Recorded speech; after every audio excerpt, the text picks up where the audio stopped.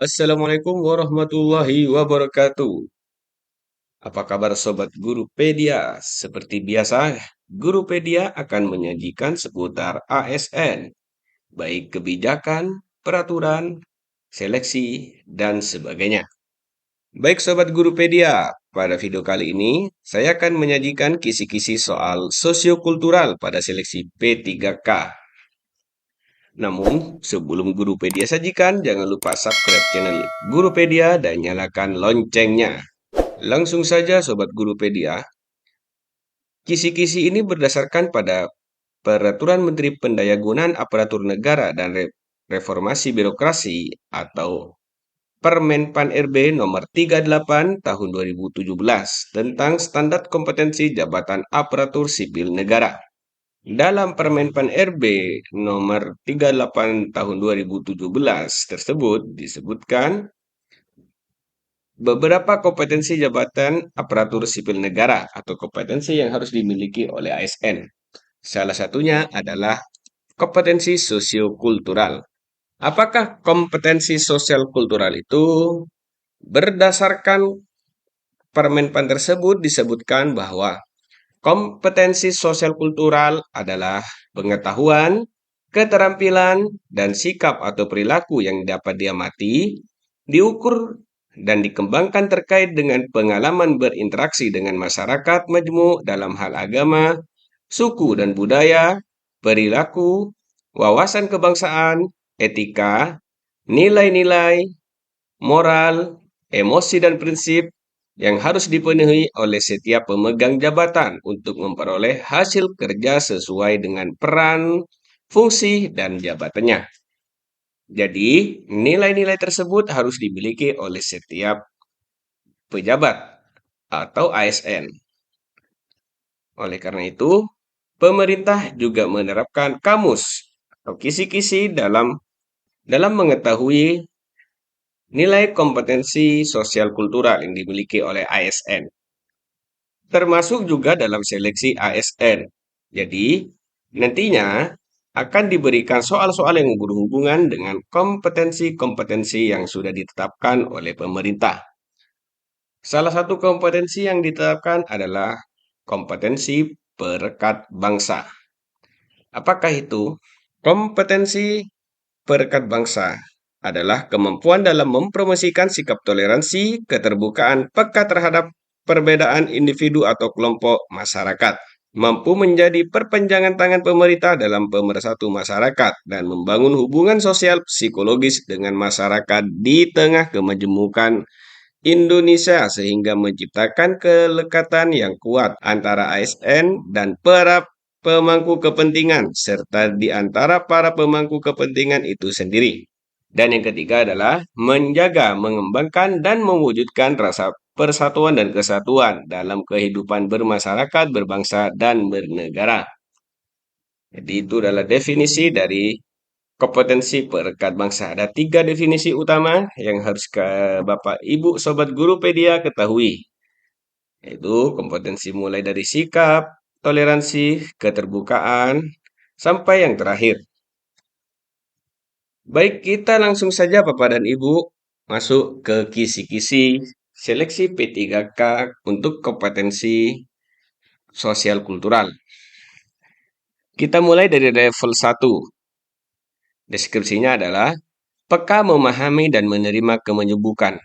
Jadi, kata kunci ini harus Bapak dan Ibu sadari dan pahami dengan benar, yaitu peka memahami dan menerima kemenyebukan. Yang pertama adalah mampu memahami, menerima, peka terhadap perbedaan individu atau kelompok masyarakat. Yang kedua, terbuka, ingin belajar tentang perbedaan kemajemukan masyarakat. Dan yang ketiga adalah mampu bekerja sama dengan individu yang berbeda latar belakang dengannya. Untuk level 2 adalah aktif mengembangkan sikap saling menghargai, menekankan persamaan dan persatuan. Ini kisi-kisinya ya Bapak Ibu. Menampilkan sikap dan perbedaan perilaku akan nilai-nilai keberagaman dan menghadapi perbedaan. Membangun hubungan baik antar individu dalam organisasi, mitra kerja, dan pemangku kepentingan. Bersikap tenang, mampu mengendalikan emosi, kemarahan, dan frustasi dalam menghadapi pertentangan yang ditimbulkan oleh perbedaan latar belakang, agama, atau kepercayaan, suku, gender, sosial ekonomi, preferensi politik di lingkungan unit kerja.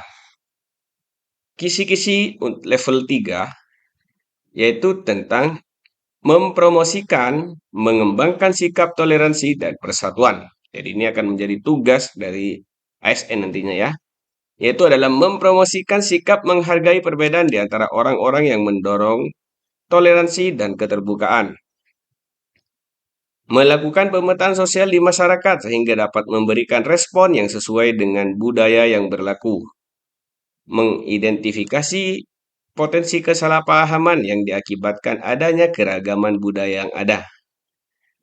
Dan yang ketiga adalah menjadi mediator untuk menyelesaikan konflik atau mengurangi dampak negatif dari konflik tersebut. Soal level 4 tentang mendayagunaan perbedaan secara konstruktif dan kreatif untuk meningkatkan efektivitas organisasi. Yang pertama, menginisiasi dan mempresentasikan pemerintah di lingkungan kerja dan masyarakat untuk senantiasa menjaga persatuan dan kesatuan dalam keberagaman dan menerima segala bentuk perbedaan dalam kehidupan bermasyarakat. Kedua, mampu mendayagunaan perbedaan latar belakang, agama, kepercayaan, suku, gender, sosial ekonomi, preferensi politik untuk mencapai kelancaran pencapaian tujuan organisasi. Dan yang ketiga adalah mampu membuat program yang mengakomodasikan perbedaan latar belakang, agama atau kepercayaan, suku, gender, sosial ekonomi, dan preferensi politik. Level 5, ini adalah level tertinggi, biasanya ini dimiliki oleh para pemimpin dalam satu instansi atau organisasi. Deskripsinya adalah wakil pemerintah untuk membangun hubungan sosial psikologis. Apa saja kisi-kisinya?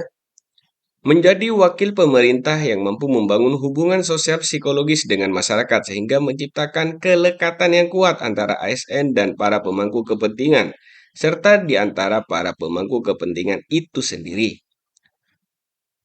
Yang kedua, mampu mengkomunikasikan dampak risiko yang teridentifikasi dan merekomendasikan tindakan korektif berdasarkan pertimbangan perbedaan latar belakang, agama, kepercayaan, suku, gender, sosial ekonomi, preferensi politik untuk membangun hubungan jangka panjang. Ketiga, mampu membuat kebijakan yang mengakomodasi perbedaan latar belakang, agama atau kepercayaan, suku, gender, sosial ekonomi, preferensi politik yang berdampak positif secara nasional. Jadi itu adalah level-level dalam kisi-kisi soal sosial kultural. Level-level yang dimaksud adalah jika level 1 ini hampir semua ASN harus memiliki sifat ini. P3K atau ASN PNS yang masih statusnya sebagai pegawai atau staf. Level-level ini sesuai dengan jabatan atau posisi dalam sebuah instansi. Oleh karena itu nantinya ASN wajib memiliki atau memahami 5 level tersebut. Untuk soal-soal ASN nantinya, Bapak dan Ibu, perlu diketahui untuk sosial kultural jumlah soalnya adalah 20. Dengan semua jawaban memiliki poin ya. Untuk ring jawaban itu 1 sampai 5.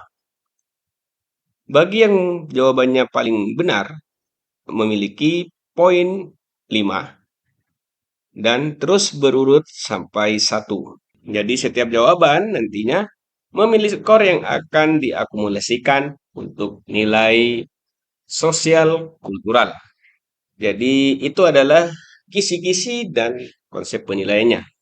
Jadi kisi-kisi ini nantinya Bapak dan Ibu harus tahu apa saja sikap-sikap atau perilaku atau pengetahuan yang harus dikuasai oleh seorang ASN. Berikutnya Bapak dan Ibu, kita langsung saja ke contoh soal. Kita ambil salah satu contoh soal dulu ya.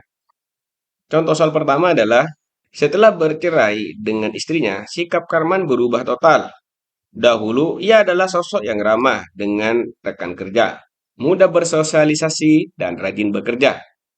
Setelah peristiwa tersebut, ia mulai bergabung dengan teman-teman malamnya, sehingga ia pun tertangkap karena menggunakan obat-obatan terlarang. Peran teman-teman malamnya tersebut sebagai media sosialisasi adalah: A. Mengajarkan nilai dan norma sosial. B. Mengembangkan pola pikir yang sistematik. C. Menjaga keteraturan sosial. Dan D. Membangun individu untuk berpartisipasi dengan lingkungan sekitar. Dan E. Membentuk kepribadian dalam bertingkah laku. Jadi dalam menghadapi soal ini, ada beberapa poin yang harus diketahui Bapak dan Ibu ya. Poin-poin ini adalah kata kunci dalam setiap soal. Jadi setiap soal nantinya memiliki kata kunci yang akan eh, membuat kita terkecoh jika tidak memahami kata kunci tersebut. Jadi untuk kata kunci yang kali ini adalah peran teman-teman malamnya. Jadi ini yang ditanyakan adalah bagaimana peran yang dilakukan oleh teman-temannya terhadap si Karman ini. Apakah mengajarkan nilai dan norma sosial? Tentu poinnya ini kecil atau tidak ya. Atau mengembangkan pola pikir yang sistematis? Saya kira juga tentu tidak. Menjaga keteraturan sosial, ini juga tidak mungkin ya. Membantu individu untuk berpartisipasi dengan lingkungan sekitar, ini juga sangat nihil ya, sangat kecil kemungkinan. Dan terakhir adalah membentuk kepribadian dalam bertingkah laku. Jadi jawabannya Bapak Ibu adalah E, membentuk kepribadian dalam bertingkah laku. Dalam kompetensi sosial kultural ini masuk dalam level 1 masih ya, yaitu mampu memahami, menerima, dan peka terhadap perbedaan dan kelompok masyarakat. Jadi Bapak Ibu nantinya harus memahami apa yang akan terjadi di masyarakat dan mengetahui penyebab utama mengapa Karman seperti itu ya. Jadi jelas bahwa yang membentuk kepribadian dan bertingkah laku Karman ini adalah teman-teman malamnya. Jadi ini eh, me- jadi sudah jelas ya Bapak Ibu ya. Cuma mungkin di sini daya kecohnya adalah ini masih bersifat umum, membentuk kepribadian dalam bertingkah laku. Dalam perspektif kita, kita sering terkecoh bahwa membentuk kepribadian itu selalu ke arah positif.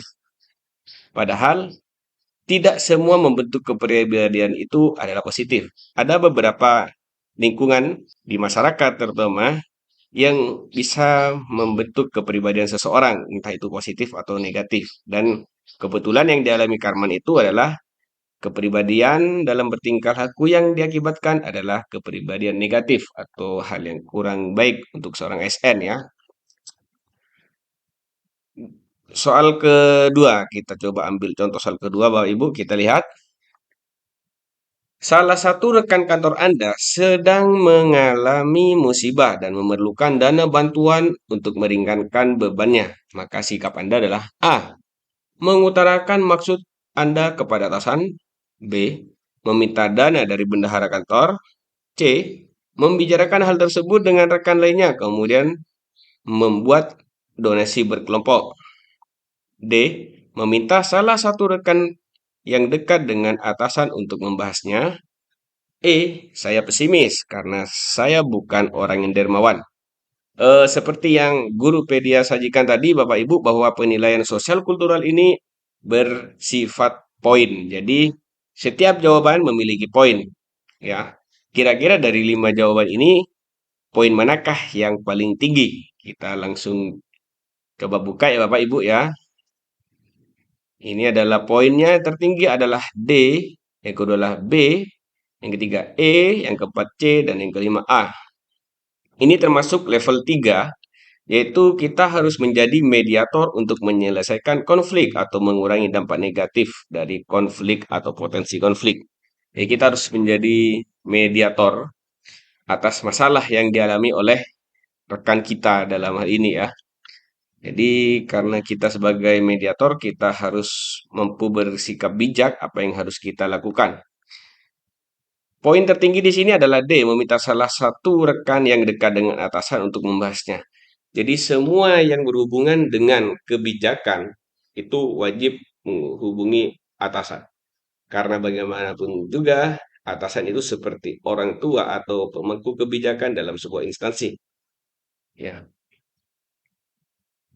B.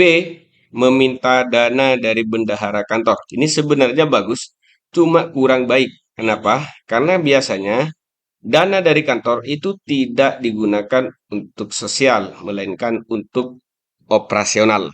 Jadi, dana kantor itu biasanya untuk operasional saja, bukan dana sosial.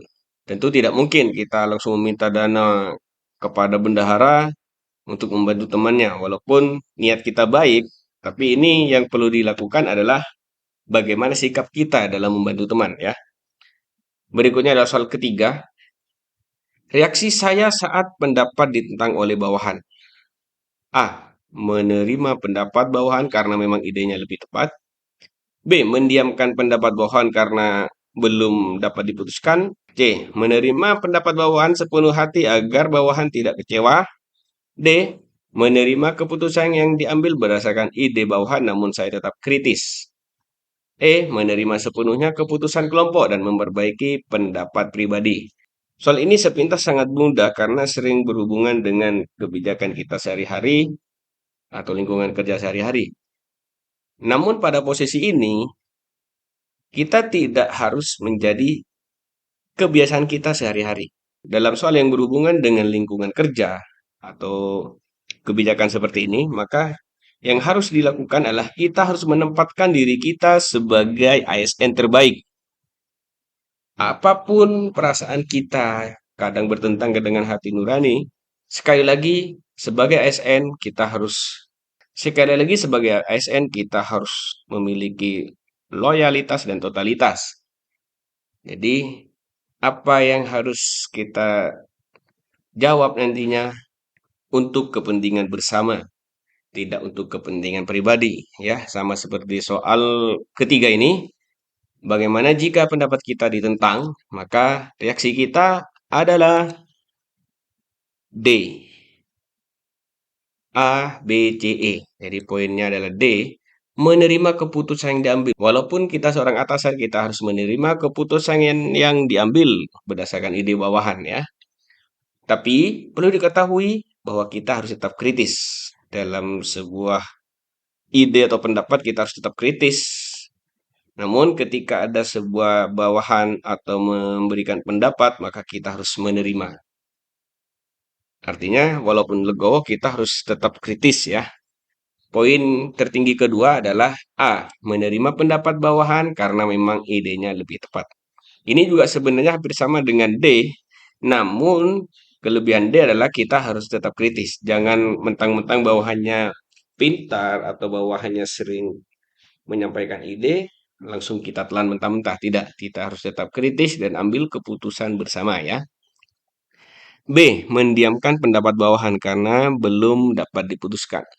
Ini sangat tidak baik ya, walaupun yang berpendapat adalah bawahan, itu harus kita terima, minimal kita tampung dulu untuk sebuah kebijakan yang lebih baik.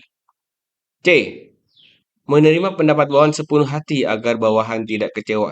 Ini juga sangat penting ya, kadang kita terkecoh di sini menerima pendapat bawahan sepenuh hati agar bawahan tidak kecewa.